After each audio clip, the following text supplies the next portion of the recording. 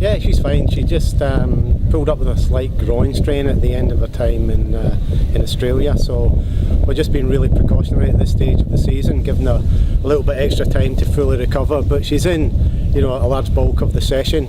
But when we get into the full game with contact, we're just being a little bit careful at the moment. I mean, it always makes life a little bit more difficult because, you know, obviously the more players you've got, the better the session is, the more life there is about the session, the more things you can do in bigger areas.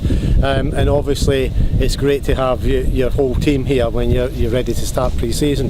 But as you just say, it's something that we've had to deal with for the past 2 years, and this year is probably going to be even worse than the past 2 years.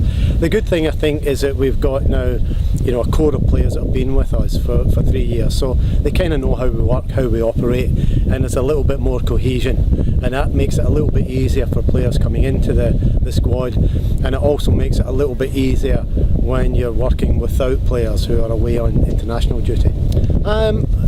It's difficult to say at this stage. I mean, she's made great improvement, but the process of coming back from an ACL is still, you know, at the very good end, 7 months. Probably at the medium end, 8 months or so, and then at the high end, 9 months or so. So hopefully she'll be back around June, sometime in June, but probably late. Well, there's a couple of things.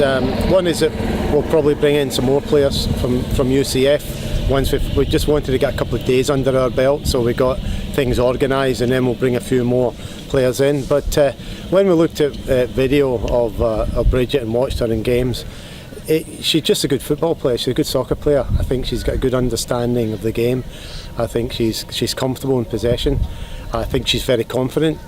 So she's come in at this into the team now, and she's comfortable to ask for the ball, to show for the ball, and it's just a good all-round footballer. No, I don't think so. Alanna's keen to come back here, and we're pretty close to getting that all signed, sealed, so we're confident that she'll be here come the end for Australian commitments. Nadia has made the squad for the Algarve Cup, so she'll be away at the end of the week, so we'll be down even fewer numbers next week. It should be about 3 aside next week, the way things are going.